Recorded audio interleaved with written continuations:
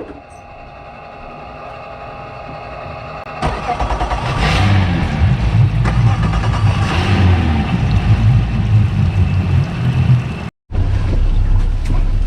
are you talking about? Extreme close-up. What are you talking about being soaked all day?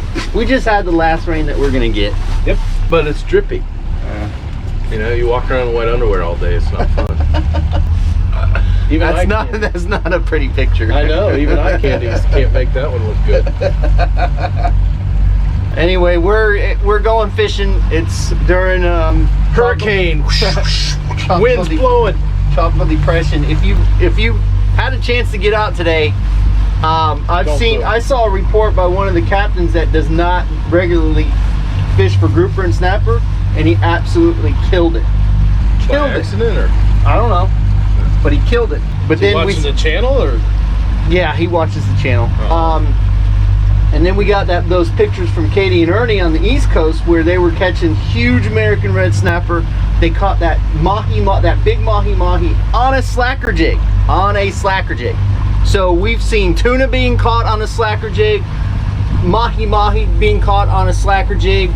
Tarpon, I got a report that one of the guides is absolutely loving them for the tarpon.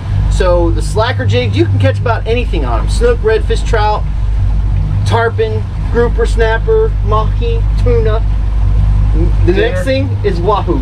Oh, dude, that would have been bad if that would have happened. But anyway, we're gonna go and catch bait, and we're gonna see what we're gonna fish inside the bait because it's gonna be a little bit too rough. I saw 5.5 feet. I've seen 7 to our south. Yeah, so we're just gonna fish inshore. The boat can handle it inshore and see what we can get. Hey Brian, you actually got a hit. Can't say thing. Oh.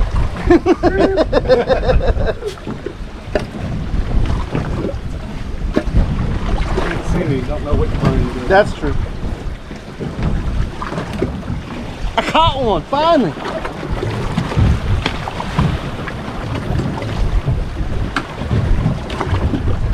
Cut bait too, right? Yep. Well, folks, it's gotten rougher since this morning, but you know what? Like I said before, we're in a boat that can handle it, so I'm extremely comfortable out here. It's not, in this boat, it's not bad. I mean, any other boat, it's pretty nasty. But what we're doing is we're sitting on a couple of shallow water rock piles. We've caught one, lost 3. I knew the bite would be on, and sure enough, it is.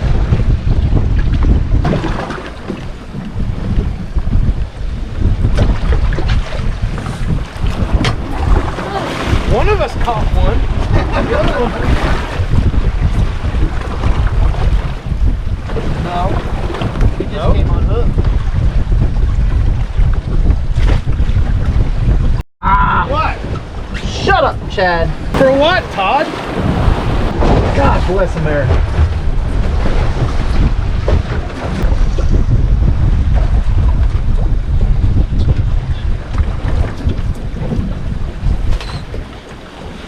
Telling you, if you can get a bait to go down, sometimes those white bait will go immediately down.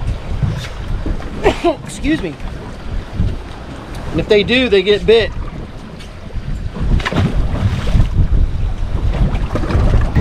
Chad, what you got? We got one. That one will make a sandwich or 2. Oh yeah. Not in that box. Nope, not in that Unless box. you want your drinks. Well, folks, we are out here, and it is so rough that the trolling motor doesn't want to stay, because it is.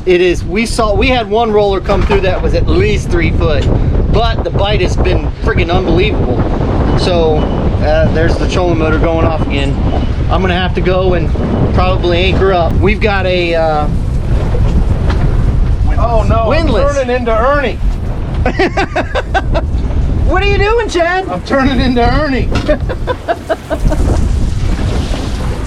Washing the fish blood off. Ernie, you're rubbing off on Chad. No, I just don't want to stand in fish blood. Well, you know what? I put down Woody's wax, so that's going to help a lot.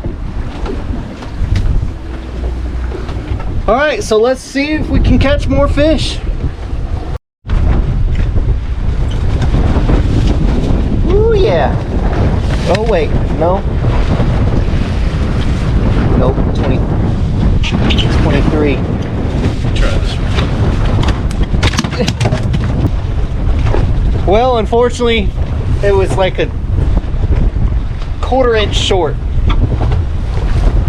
We'll get more though. This bite, like I said, this bite is going off pretty good. And we're not even on a minor. We're getting close to a minor, I think. Ooh, that one's gonna be close. Get him in the boat, Chad. Right? Yep, it's ready in his mouth. Really? No.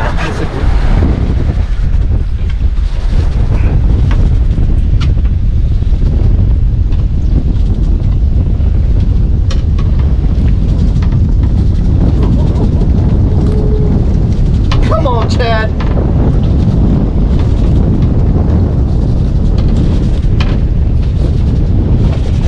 Black. Funny thing was is Chad's sitting right next to me, as you can see, and I was throwing out dead bait. He was throwing out what we call as twitchers, is where he was squeezing them and they were half dead and they would twitch, and he was hooking them in the top of the back, and we were flowing right by each other, and I was catching fish, and I was like, how are you not getting bitten? He says, I'm gonna hook it in the tummy or the stomach like you are. So he hooked it in the stomach and then he just got railed. So just that little bit of thing will make a difference. Fumble, fumble. Well, boat folks, the bite is still going off. Luckily the wind and the tide started going against each other a little bit, so it allowed us to get back on the trolling motor, and we're fishing some individual rock piles, and I just caught one that was 22.5. We've lost some big ones. We were fishing up at the port at one point. We were getting railed one right after the other. As soon as we get a dead bait down there, bam, they were on it, boom, broke us off. So the bite's going off, which I knew it would. It is rough. I'm surprised at some of the boats that I've seen fishing, but we're able to handle it. But again, this bite, with that low pressure going by, this bite is absolutely going off. What on earth? That's a gag. Come on, man. How did you lose that one? I don't know. Because I suck. God almighty, that was a good fish. That was a big old gag. He had me in all kinds of sloppy stuff down there. Lots and lots and lots and lots of excuses.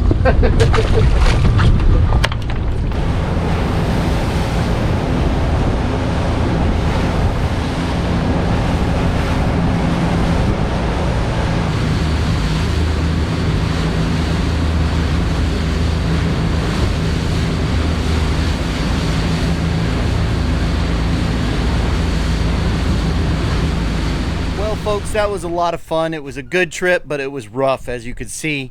Luckily, we're in a big enough boat that it handles it, and I've been getting a lot of questions about the boat recently. I am going to do a full walkthrough of the Stammus, so it is coming. I am working on it, and as you saw in this video, when that low pressure system's coming through, the fish just absolutely go bonkers. And we lost so many fish. If I would have showed every fish that we lost, it would have been a half an hour show. I mean, we just lost a lot of fish, but they were eating good. We caught that one keeper. We had like 2 or 3 that were a 1/4 inch short. I know that for a fact that we had a bunch on that were a lot bigger. So it just, unfortunately, we just couldn't get them in. But you know, it is what it is. But at least we got to get out and do some fishing. It got so rough at one point that we had to actually go on anchor, and that was the first time we've used the anchor on the Stammus, which was interesting because I've never used a windlass before. I have, but not on my own boat. So I had the chance to use that. That was very nice, very, very nice, not have to pull the anchor. But it just got so rough with the wind and the tide that the trolling motor just wasn't going to hold us for a very long period of time. But once that tide changed and started to come in and it went against the wind, we were able to go back onto the trolling motor again. So anyway, moral of the story is, if you get a chance to go out and fish during a tropical depression or tropical storm or even a hurricane, just as long as it's not right on top of us and you can get out safely and fish safely and get back, I highly recommend it, because those fish are going to eat and they're already wet. So if it does rain, it's not that big of a deal unless it's lightning. So just be careful if you decide to do something like that. I just want to say thank you to everybody for watching. We really appreciate it. Fish more, catch more, and we'll see you on the flip side.